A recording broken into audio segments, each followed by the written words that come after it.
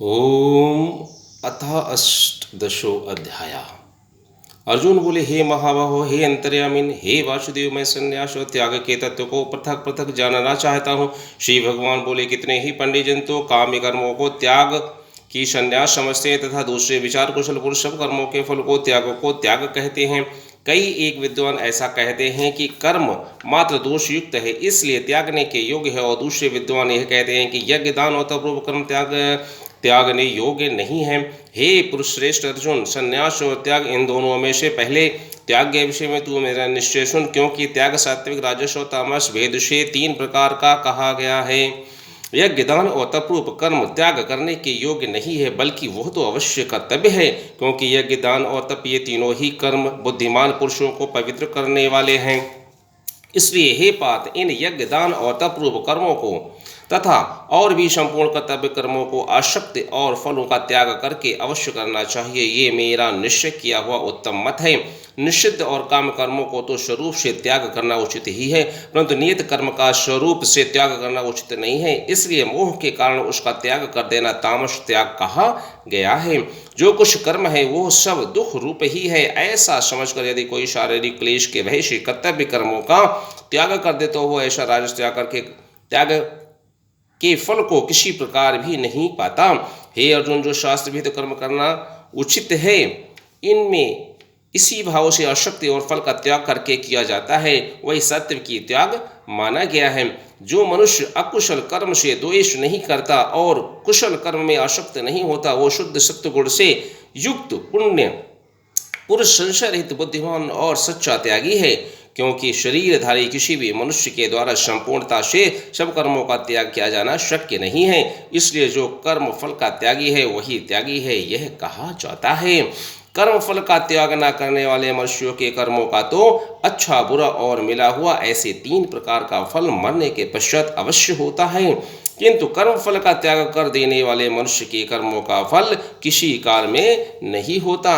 हे महाबाहो, संपूर्ण कर्मों की सिद्धि के 5 हेतु कर्मों का अंत करने के लिए उपाय बतलाने वाले सांख्य शास्त्र में कहे गए हैं, उनको तू मुझसे भली भांति जान।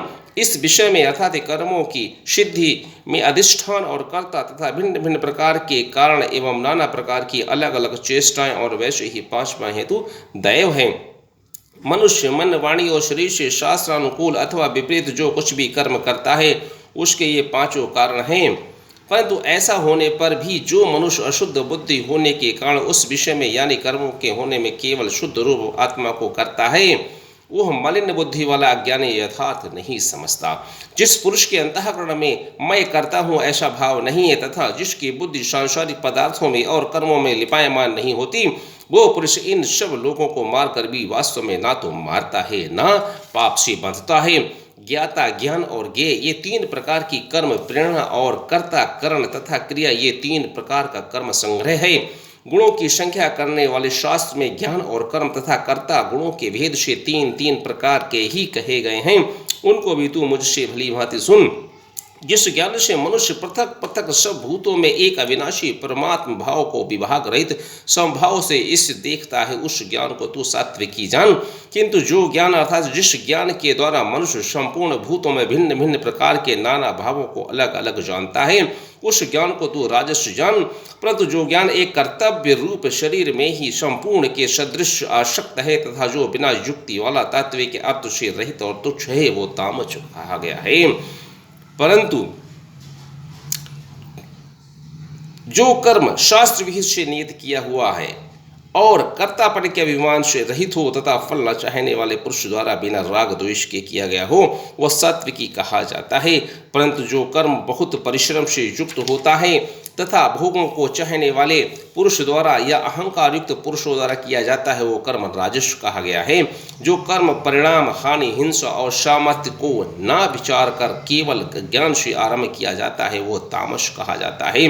जो कर्ता संग रहित, अहंकार की वचन न बोलने वाला और धैर्य और उत्साह से युक्त तथा कार्य के सिद्ध होने और न होने में हर्ष शोकादि विकारों से रहित है, वो सात्विकी कहा जाता है।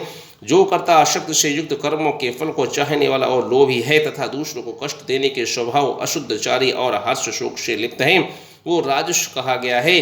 जो कर्ता अयुक्त, शिक्षा से रहित, घमंडी, धूर्त और दूसरों को जीविका का नाश करने वाला तथा शोक करने वाला, आलसी और दीर्घ सूत्री है, वह तामस कहा जाता है। हे धनंजय, अब तू बुद्धि का और वृत्ति का भी गुणों के अनुसार 3 प्रकार का भेद मेरे द्वारा संपूर्णता से विभाग पूर्वक कहा जाने वाला सुन। हे पार्थ, जो बुद्धि प्रवृत्ति मार्ग और निवृत्ति मार्ग को, कर्तव्य और अकर्तव्य को, भय और अभय को तथा बंधन और मोक्ष को यथार्थ जानती है, वो बुद्धि सात्विकी है। हे पार्थ, मनुष्य जिस बुद्धि के द्वारा धर्म और अधर्म को तथा कर्तव्य और अकर्तव्य को भी यथार्थ नहीं जानता, वो बुद्धि राजसी है। हे अर्जुन, जो तमोगुणों से घिरी हुई बुद्धि अधर्म को भी ये धर्म है ऐसा मान लेती है, इसी प्रकार अन्य संपूर्ण पदार्थों को भी विपरीत मान लेती है, वो बुद्धि तामसी है। हे पार्थ, जिस व्यभिचार निधारण शक्ति से मनुष्य ध्यान योग के द्वारा मन, प्राण और इंद्रियों की क्रियाओं का धारण करता है, वो धृति सत्य की ही है। परंतु हे प्रथापुत्र अर्जुन, फल की इच्छा वाला मनुष्य जिस धारण शक्ति के द्वारा अत्यंत आसक्ति से धर्म, अर्थ और कामों को धारण करता है, वो धारण शक्ति राजसी है।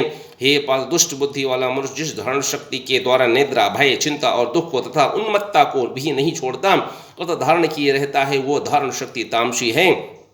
हे भरतश्रेष्ठ, अब 3 प्रकार के सुखों को भी तू सुख सुन, मुझसे सुन। जिस सुख में साधक मनुष्य भजन, ध्यान और सेवादि के अभ्यास से रमण करता है और जिसमें दुखों के अंत को प्राप्त होता है, जो ऐसा सुख है वो आरंभ काल में यद्यपि विष के तुल्य प्रतीत होता है, परंतु परिणाम में अमृत के तुल्य है। इसलिए वह परमात्मिक विषय बुद्धि के प्रमाद से उत्पन्न होने वाला सुख सात्विक कहा गया है। जो सुख विषय और इंद्रियों के संयोग से होता है, वो पहले भोग काल में अमृत के तुल्य प्रतीत होने पर भी परिणाम में विष के तुल्य है, इसलिए वो सुख राजस कहा गया है। जो सुख भोग काल में तथा परिणाम में भी आत्मा को मोहित करने वाला है, वो निद्रा, आलस्य और प्रमाद से उत्पन्न सुख तामस कहा गया है। पृथ्वी में या आकाश